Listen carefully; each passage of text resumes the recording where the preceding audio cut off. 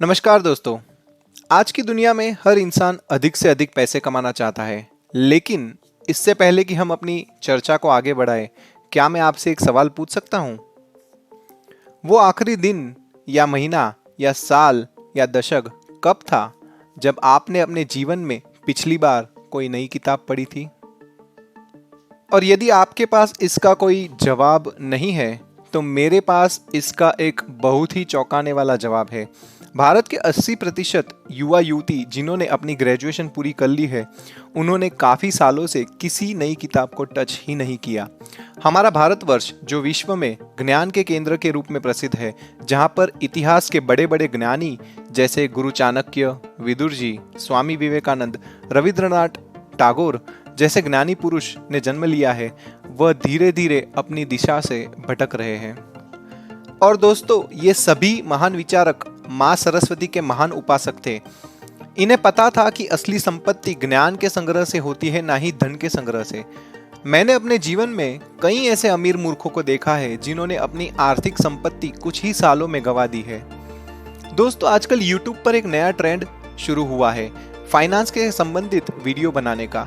इन influencers को पता है कि आज के युवाओं को बिना किसी कठिनाई के जल्द ही जल्द अमीर बन जाना है। पर क्या आप मुझे बताएंगे कि हाल ही 4 या 5 जून को शेयर मार्केट में जो गेम खेला गया, उसमें कितने रिटेल निवेशकों ने अधिक से अधिक पैसे कमाए? तब ये भारत के 1500 से ज्यादा फाइनेंस के यूट्यूबर यानी इन्फ्लुएंसर्स जिसे हम कहते हैं, वो किधर थे? किसी ने रिटेल निवेशकों को कुछ क्यों नहीं बताया? हकीकत में ये सब भी आपकी और मेरी तरह बड़े निवेशकों की कठपुतलियां है।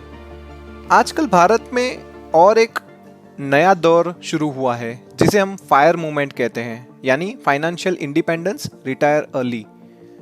सभी को जल्दी पैसा बना के रिटायर हो जाना है, पर इनमें से 99% लोगों के पास यह जवाब भी नहीं है कि वो 40 या 45 साल की उम्र में रिटायर होकर आखिर करना क्या चाहते हैं। दोस्तों, ये सब सिर्फ एक छलावा है।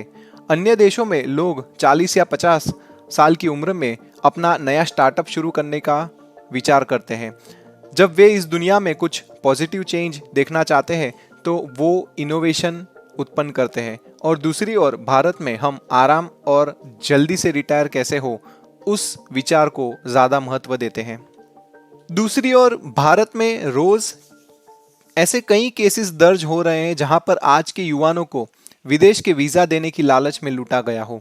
हमारे देश के लोग किसी न किसी तरह से इन विदेशी देशों में जाने के लिए 40 से 50 लाख रुपए तक खर्च करने के लिए तैयार है। लेकिन हम जब उनसे इन विदेशी देशों में जाने का कारण पूछते हैं, तो उन्हें शायद ही कोई जवाब याद आता है। उनमें से अधिकांश को तो यह भी पता नहीं होता है कि यदि वो इस नए देश में बस नहीं पाए तो उनका जीवन कितना नरक तुल्य बन सकता है। तो दोस्तों, मैं यहाँ ये कहना चाहता हूँ कि इस दुनिया में कोई भी देश सिर्फ कॉपी पेस्ट करके महान नहीं बना है। वे समस्याओं के वास्तविक मूल कारण तक पहुंचे हैं और उन्हें हल किया है। दूसरी ओर हम भारतीयों ने तो कॉपी पेस्ट करने में जैसे महारत ही हासिल कर ली है। चाहे वो कुछ पायरेटेड सॉफ्टवेयर हो या हॉलीवुड की फिल्में, हम उन सभी की नकल कर सकते हैं। और इसके पीछे का मूल कारण ये है कि हम कभी भी नई चीजें सीखना नहीं चाहते या नए क्षेत्रों में प्रयास करके असफल नहीं होना चाहते। तो दोस्तों, अगर हमें वास्तव में अमीर बनना है और लंबे समय तक बने रहना है, तो हमें लक्ष्मी जी के साथ साथ माँ सरस्वती पर भी ध्यान देना होगा। हमें अपने ज्ञान के स्तर को ऊपर उठाना होगा।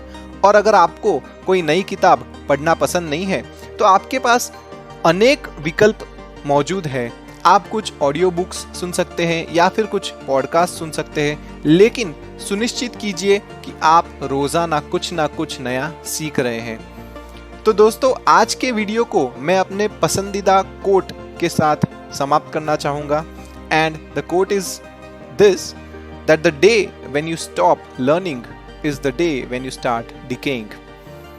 इस वीडियो को अंत तक देखने के लिए धन्यवाद।